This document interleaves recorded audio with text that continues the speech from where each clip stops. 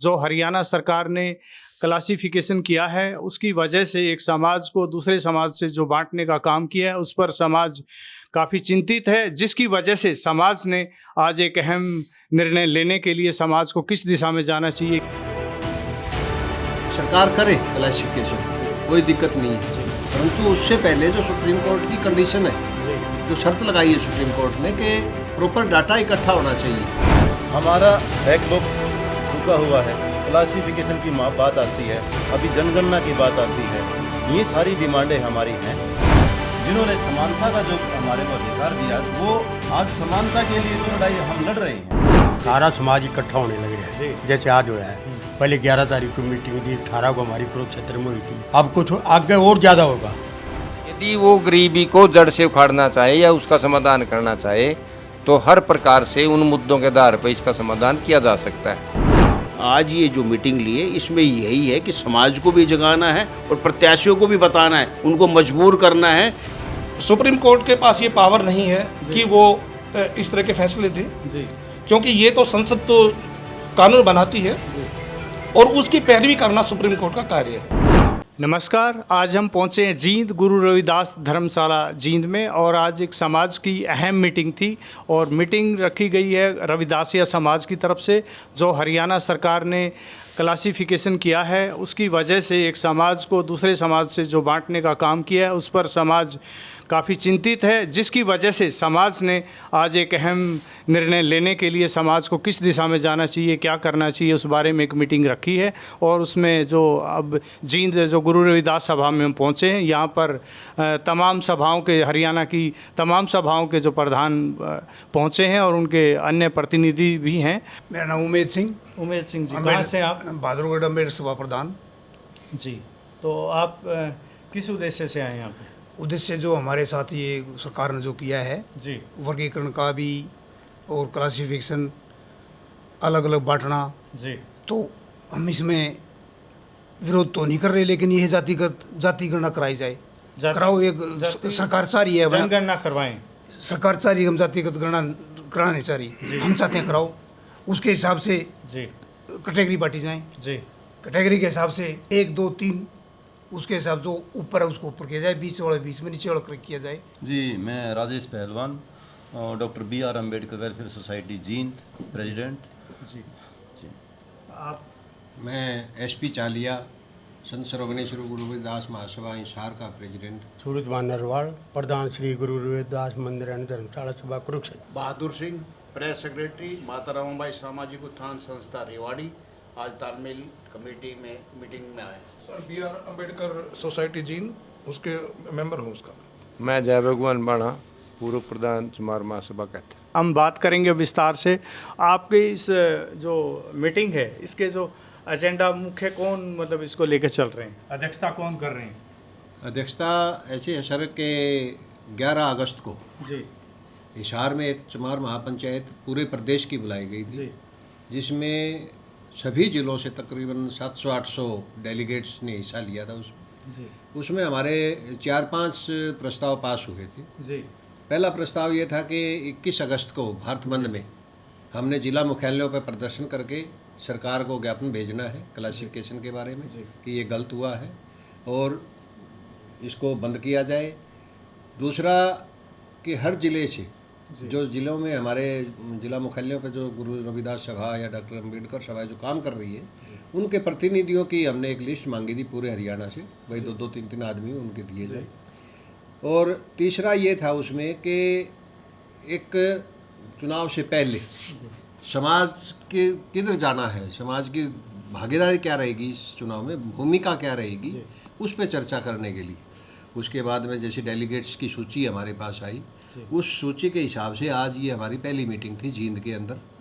इस मीटिंग में हमने क्लासिफिकेशन के ऊपर खुल के चर्चा की है समाज के लोगों से कि ये जो सरकार ने तो खेल दिया शेड्यूल्ड कास्ट को, सरकार ने जो बांटने का काम हाँ, सरकार ने जो बांटने का काम तो कर दिया, समाज अब इसमें जोड़ने के लिए क्या उसमें हमने एक बहुत ही अच्छे पहलू की शुरुआत की है जींद से कि सरकार करे क्लासिफिकेशन, जी। कोई दिक्कत नहीं है, जी। परंतु उससे पहले जो सुप्रीम कोर्ट की कंडीशन है, जी जो शर्त लगाई है सुप्रीम कोर्ट ने कि प्रॉपर डाटा इकट्ठा होना जी। चाहिए, रैंकिंग होनी चाहिए कि किस समाज का आदमी एजुकेशन में, फाइनेंशियली और शैक्षणिक दृष्टि से वो कहाँ खड़े नहीं, हैं। 40 अब आप एक बात का जवाब दो, ये क्लासिफिकेशन की ही लड़ाई लड़े समाज या कुछ और भी कोई प्लानिंग है नहीं आगे की?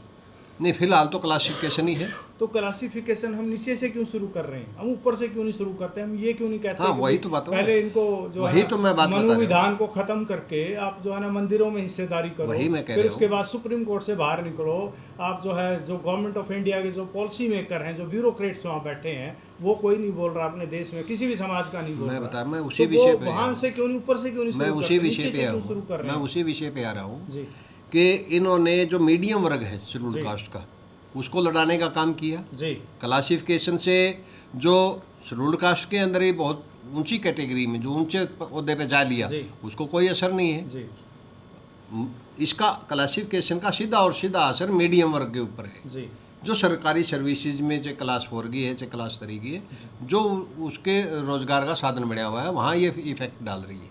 उसमें हमने ये निर्णय लिया आज की मीटिंग में कि सरकार करे, परंतु उससे पहले जातिगत जनगणना हो, उस जातिगत जनगणना में रैंकिंग बने। हाँ बिल्कुल, सबसे जाति पहला के आधार पे कर दो, बिल्कुल, जो समाज जितना है उस हिसाब से जिसके हाँ, बांट दो। इसमें क्या है, सरकार ने जो गलत आंकड़े लिए, जी जो कैबिनेट की मीटिंग हुई 16 अगस्त को, अपने के नाम 16 नहीं 17 अगस्त को जी। हरियाणा कैबिनेट की मीटिंग हुई, 16 को इलेक्शन डिक्लेयर हो लिया। जी 16 को डिक्लेयर होने के बाद में as per the election commission rule के जी ये कैबिनेट की मीटिंग बुला ही नहीं सकती गवर्नमेंट। जी 16 को इलेक्शन डिक्लेयर हो लिया, आचार संहिता लग ली, 17 तारीख को कैबिनेट की मीटिंग बुला करके ना एकदम से कह देना नहीं, ये तो क्लासिफिकेशन देखिए, लागू आपको करेंगे। शायद आपने इस चीज को नहीं पढ़ा होगा प्रधान जी, ये जो डिसीजन है ये अनकॉन्स्टिट्यूशनल, हाँ। कानून बनाने का काम सुप्रीम कोर्ट का नहीं है, बिल्कुल नहीं है। इस बात पर हमें आंदोलन करना चाहिए था। हम आंदोलन कर रहे हैं क्लासिफिकेशन पे, हम थोड़ा सा एक जो मतलब मुझे लगता है हमने समाज जो जो थोड़ा सा है ना गलत, हमने जो ज्ञापन दिया है, जी। जो 21 अगस्त को ज्ञापन दिया जिला मुख्यालयों के माध्यम से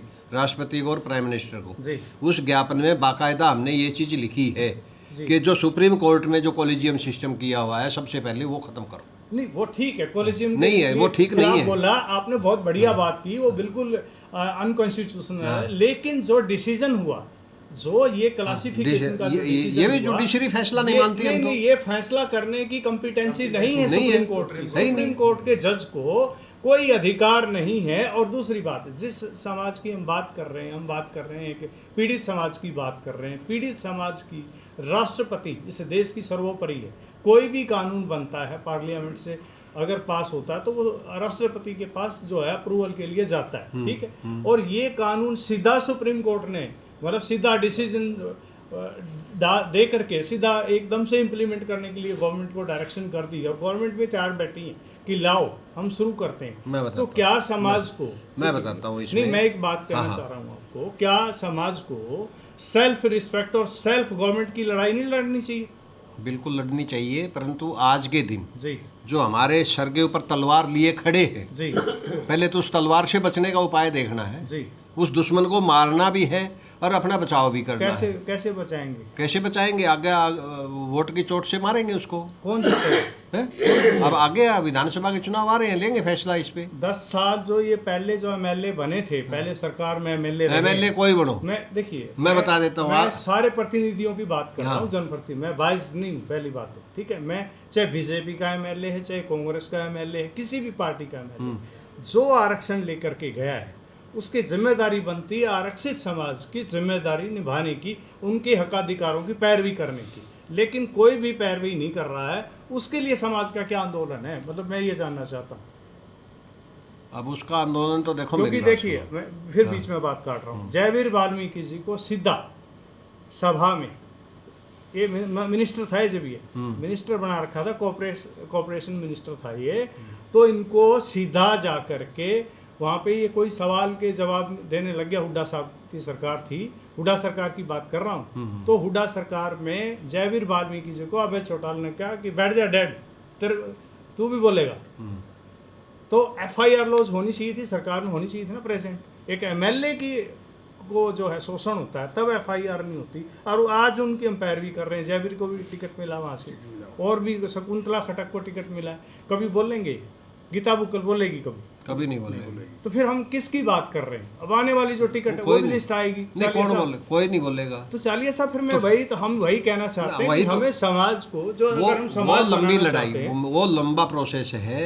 आज के दिन हमें वो देसी भाषा में कहावत है, हमारे समाज का सीधा सोचना है कि पहाड़ पे लगी हुई नजर आ रही है, पैरों में लगी हुई नजर नहीं आ रही। आज हमारे अंदर पैरों में लड़ाई जो आग लग रही है ना, हमें सबसे पहले तो वो देखनी है।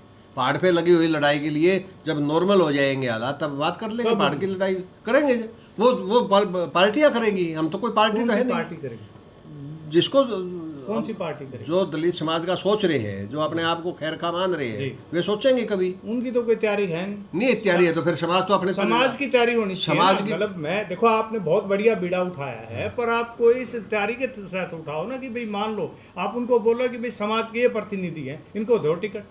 तो ऐसी कोई बात, कोई प्लानिंग है क्या? फिलहाल नहीं है। तो फिर ऐसी होनी चाहिए कि नहीं होनी चाहिए? क्योंकि हमें ये कहना चाहिए कि मान लो समाज के लोग खड़े उनको कहें कि हमारे अब इनको टिकट दो। मैं बताता हूँ, ये एक एक्सपेरिमेंट था आज की मीटिंग का। इस तरह की मीटिंग आज से पहले ये कहूँ कि पूरे शेड्यूल्ड कास्ट के अंदर कभी नहीं हुई। जी, आपकी मीटिंग का एजेंडा मैंने पढ़ा, बहुत अच्छा एजेंडा था कि समाज को किस दिशा में जाना चाहिए।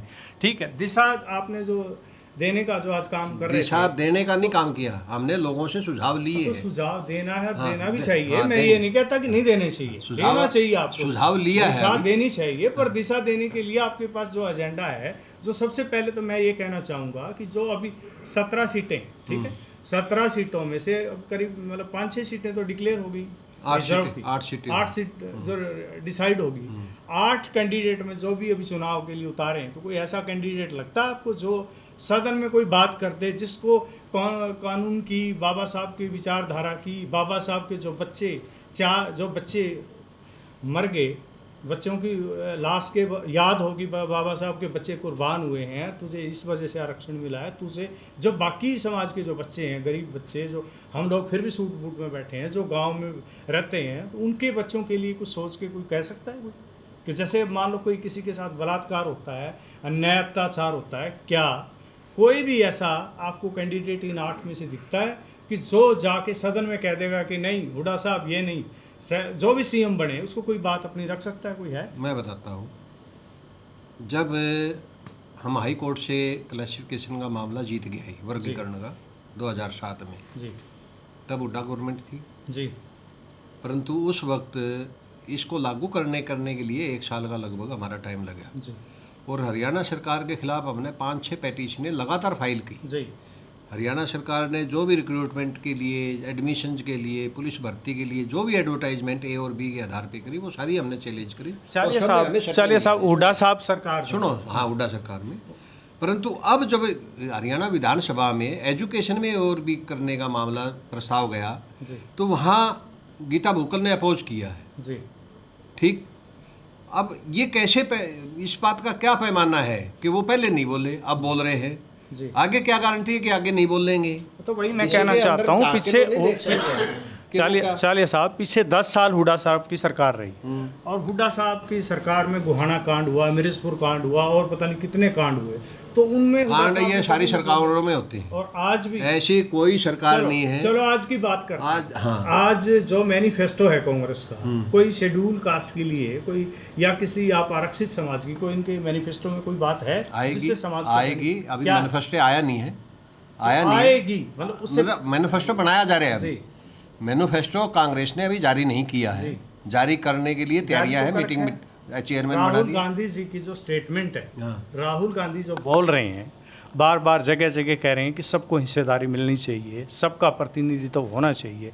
हुड्डा साहब की तो कोई स्टेटमेंट नहीं है ऐसी, किसी भी कांग्रेस के लीडर की नहीं है, तो उसके बारे में क्या कहोगे? तो ये क्या उससे बाहर चले जाएंगे? नहीं, बाहर की बात नहीं है। देखो नेतृत्व, अगर राजीव गांधी, अगर राहुल गांधी जी कह रहे हैं, सरकार एक CM चलाता है, राहुल गांधी जी सरकार चलाने नहीं आएंगे, क्योंकि राहुल गांधी तो पहले नहीं। ये क्या गारंटी है कि भूपेंद्र हुड्डा ही CM होंगे आगे? नहीं, मैं ये नहीं कहना चाहता, ये तो गर्म में है। मैं ये बात कांग्रेस की करो, मैं कांग्रेस की बात करो, कांग्रेस का नेतृत्व बोल रहा है जी, कि हमने नीचे तक इस चीज़ को लेके जाना कौन है। सा नेतृत्व किसको मानते थे?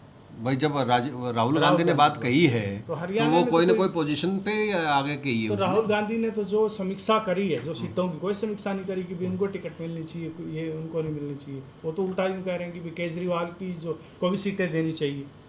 तो वो तो ये अपने समाज के लिए तो कोई बात नहीं कर रहे राहुल गांधी जी। हमारे 17 सीटें हैं, रिजर्व हैं, जी 17 शेड्यूल्ड कास्ट को मिलनी है, जी किसको उतारना है वो उन्होंने देखना है। जी।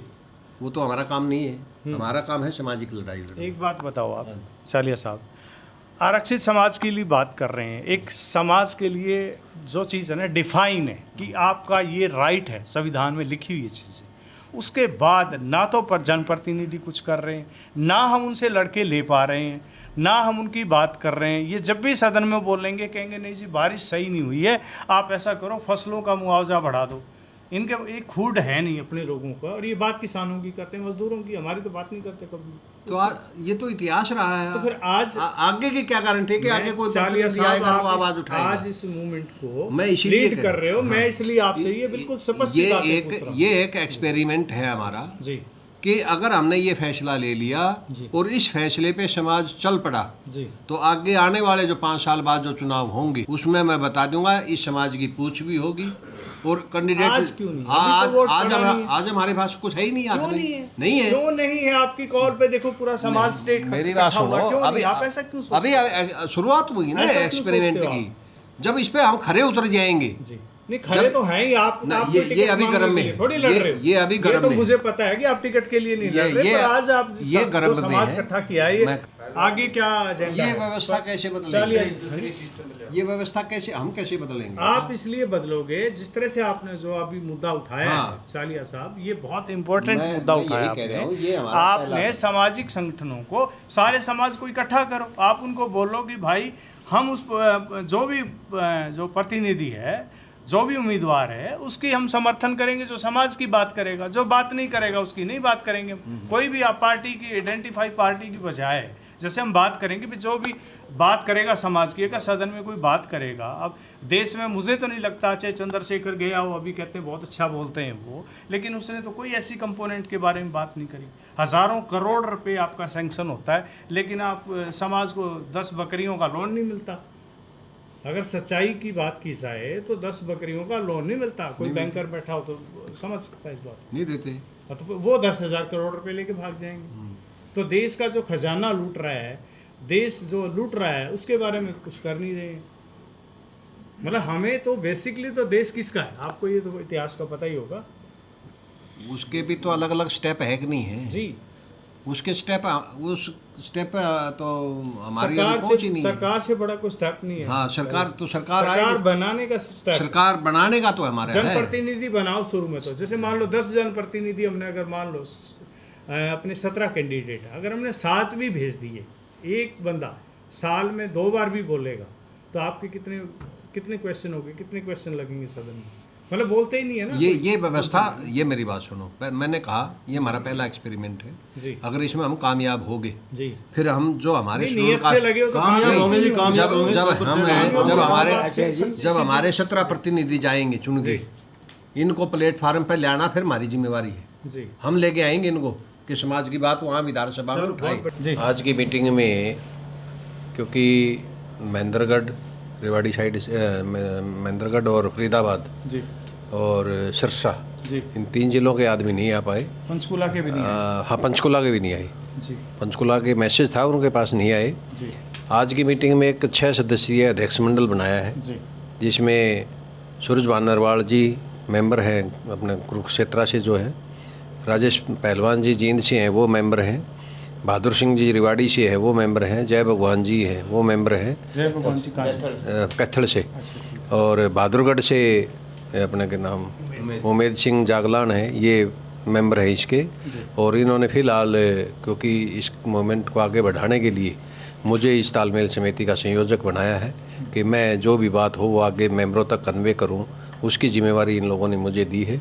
हम निकट भविष्य में जल्दी ही हफ्ते के अंदर अंदर अपना सामाजिक फैसला भी लेंगे और सभी ज़िले भी कवर करेंगे।